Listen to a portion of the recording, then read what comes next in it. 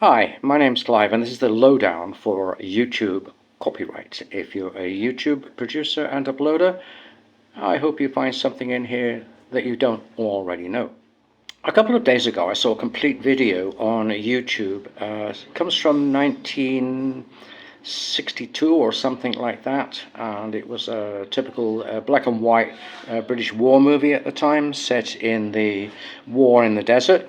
And while that was interesting, I was rather surprised to see a complete video uploaded on YouTube, because I would have expected in fact, that copyright considerations would have stopped that right away. And then I began thinking about these other medium to long form YouTube videos that I see uploaded every day by other creators. And I also found, how can I say, somewhat disturbing inclusions that I would have thought would have immediately resulted in a copyright problem. For instance, this morning, Brian Cohen released a video about the US government, Trump in particular, in which he began his video with just over a minute of the scene from South Park Series 26, Episode 1 of Trump in bed with Satan when J.D. Vance enters the room. And again, considering that's obviously copyrighted content, and the content lasted for about 1 minute 10 seconds, yes, I timed it. Now, I expected straight away that would result in a copyright claim, but apparently not. So, although I don't know if it has or not, of course, but the video is still there, so I assume not. I started investigating, and basically this is what I discovered. I would have thought it would infringe copyright in theory, being a full-length film or a Paramount clip, which is over a minute, but it's very rare actually to see full films on YouTube, probably for that reason. And what's probably happening is that the copyright holder hasn't enforced it yet. YouTube uses an automated copyright system called Content ID, which flags or blocks copyrighted content, but it's up to the rights holder, for instance the studio, distributor, or their agent, to register the works and file claims. If they haven't done so, or they don't bother policing old obscure movies or content, the video can sit there indefinitely.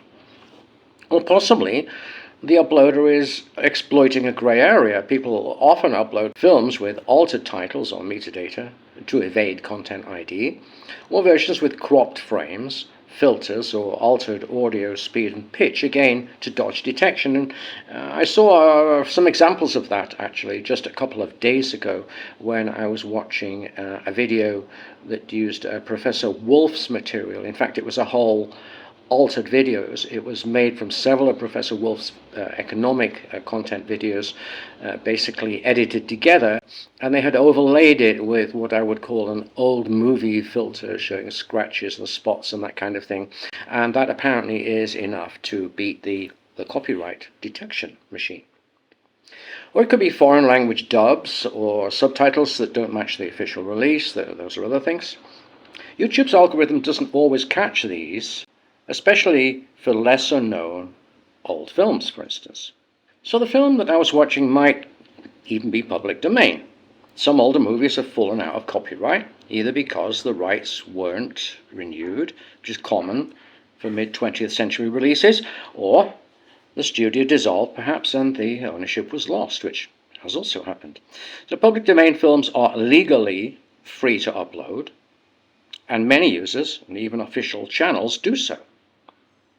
YouTube sometimes licenses or tolerates it. In some cases, YouTube itself has a deal to show certain older films with ads, in which case the video is technically legal, but it's usually on the official movies and TV section, not a random upload channel. If you see ad breaks and a label like free with ads or provided by XYZ distributor, that's legitimate. Otherwise, it's likely an unofficial upload flying under the radar. Enforcement is inconsistent. Studios and distributors focus their enforcement efforts on newer, profitable titles. A 40-year-old thriller that's out of print just doesn't get much attention. YouTube takes down only when someone files a valid copyright claim. Otherwise, didn't care.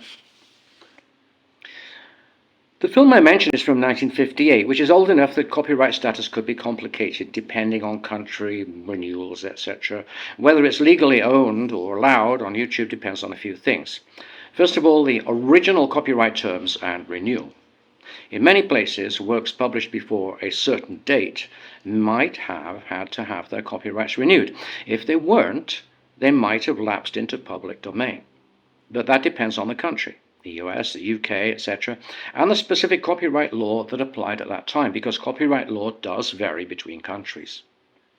Different laws by country, for instance, Mexico, the US, the UK, and many other jurisdictions have different rules, the duration, term, and whether something is in the public domain. A film might be public domain in one country, but still under copyright in another. So it's a grey area. Ownership and rights chain. Even if the original studio no longer exists, the rights might have transferred or been renewed by successors. If no one claimed or enforced them, things can fall through the cracks. Enforcement or neglect. Even if the film is still under copyright, the rights holders might not be actively policing its online presence. They might not have bothered to register it, track it, or use YouTube's Content ID tools, so it stays online. YouTube's detection and takedown system, here's how it works. YouTube has tools like Content ID and a DMCA-based takedown process, but those tools only work if the rights holders have submitted their reference materials or filed claims. If they haven't, the video slips through. Given that the one I was complaining about, or not complaining exactly, but the one I noted, Sea of Sand, is an older film, there's a real possibility that it's in the public domain in some jurisdictions, or the copyright holders have lost interest and allowed the rights to lapse, or they just haven't bothered to enforce it or register it in YouTube's systems. So here's the messy reality of YouTube copyright enforcement. The platform's rules and enforcement mechanisms are not the same thing. Here's how it really works. YouTube's copyright system is reactive, not proactive. YouTube doesn't actively police every upload. It relies on Content ID and manual takedowns from rights holders. So, for YouTube or other media clips, if no one has submitted the clip to Content ID, or if the system doesn't detect it, nothing happens. You could theoretically post 40 seconds from a broadcast network and fly under the radar indefinitely. Secondly, short clips often escape detection. Even when rights holders have registered their content, Content ID has limits. If the clip is short, like 40 seconds in a 3-minute video, or altered, resized, filtered, compressed, or resynced, overlaid with music, etc., then the system might not catch it. That's not allowed, it's just not caught. 3. Fair use exists, but it's not a shield. In some cases, reusing short segments is legally defensible as far as fair use is concerned, or fair dealing elsewhere.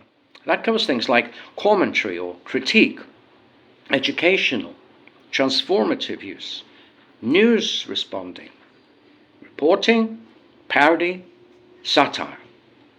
But YouTube doesn't decide fair use. The courts do. So even if your use would count legally as fair use, YouTube's system can still take it down if the copyright holder objects. 4th point, many broadcasters don't bother enforcing small uses. ABC, CBS, CNN, BBC, etc. have their footage used constantly. Memes, reaction videos, music edits, etc. They don't waste legal resources chasing every 20-second reuse, unless perhaps it goes viral, uses an entire segment, or harms their brand or revenue, in which case they certainly would go after it. So in practice, small, incidental use just often slides by unnoticed. 5. The illusion of safety. No warning now doesn't mean you're clear forever. If a third-party claimant later registers that same footage in Content ID, YouTube can retroactively flag your video, even months later. Usually, That means ads go to the claimant, or the video gets blocked in certain regions, or maybe taken down completely if they choose to enforce it. So the bottom line is, YouTube's copyright landscape isn't fair or consistent. It's just an automated, patchy, and heavily human-driven ecosystem that reflects how little most rights holders bother chasing small creators.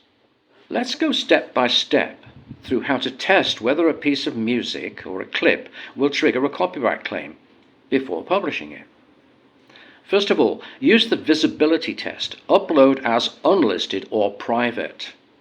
When you upload your video, don't publish it straight away. Instead, set visibility to private or unlisted. Let YouTube process it completely. Then go to the video details. Checks for Copyright tab in the YouTube Studio. YouTube will automatically run Content ID checks during processing. If it detects a match, you'll see the copyrighted material, for instance, ABC News clip, and the timing, 32 to 1 minute 12. The claimant, the company or the label, the type of action, monetized by them, blocked or just tracked. If it passes with no warnings, you're clear for now. If it flags something, you can trim, replace, or alter that section before making the video public. Second point, for music, use YouTube's audio library check tool. Go to https://youtube.com/music_policies. I'll link it below. You can search for songs by title or artist. It tells you whether you can use it, if it will trigger ads, or if it will block your video. Very useful. It doesn't cover every song, but it's a good first filter.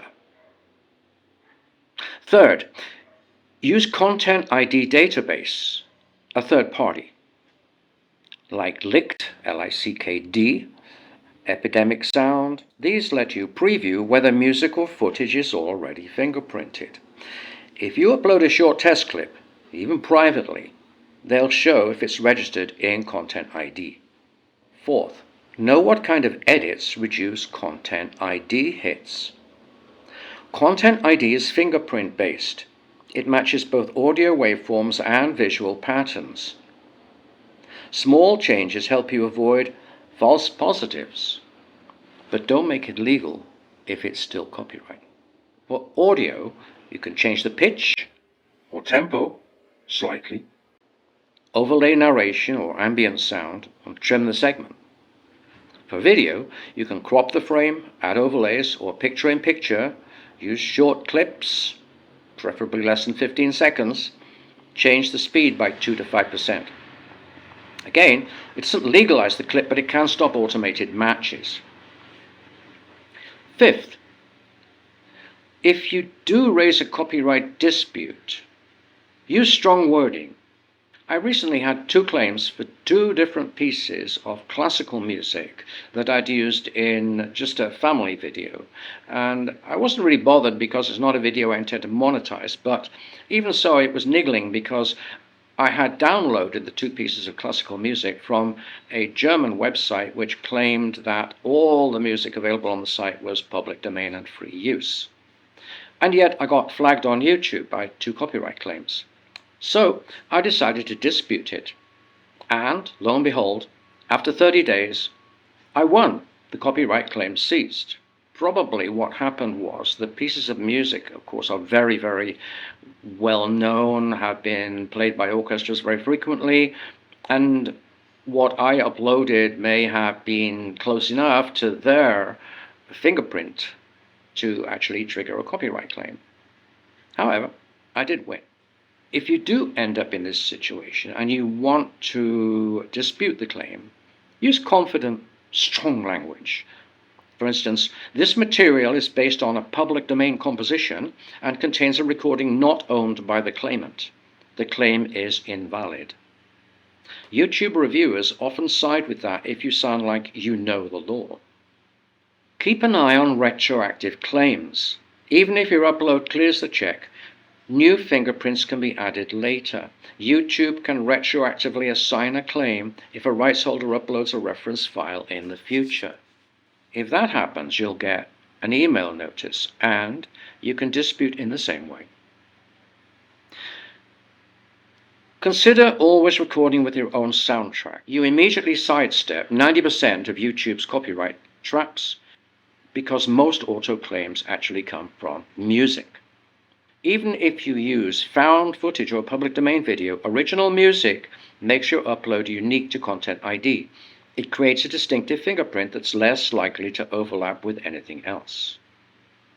Regarding music, the reason it's so easy to spot is that a lot of music has actual Content ID embedded in it, like a unique low-level frequency tone, for instance, that can be spotted instantly by Content ID systems.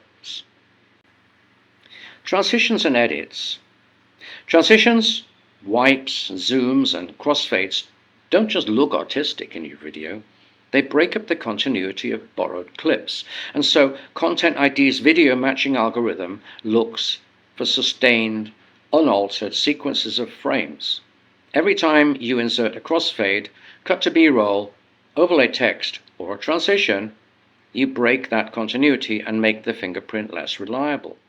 That's why you can see big YouTube compilations using short snippets from multiple networks. The edits prevent long matches. Also, you're creating a transformative work. Even apart from the technical advantages, there's a legal one. When your edits, transitions, and original soundtrack give the video a new expressive or aesthetic purpose, it starts fitting the transformative use definition under fair use law. That's a strong position if anyone ever disputes it. You're not just copying, you're building something new from existing material. Notice also that political satire is protected speech under US law, although maybe not in other countries. So the practical outcome of all this is that Content ID rarely triggers, but even if it does, you have a credible fair use originality defense, and your videos look and sound distinct if you're careful and upload your own soundtrack especially, which is a bonus for your audience as well. Well, I hope you found all this very useful. I certainly was quite amazed when I did the research. Bye for now.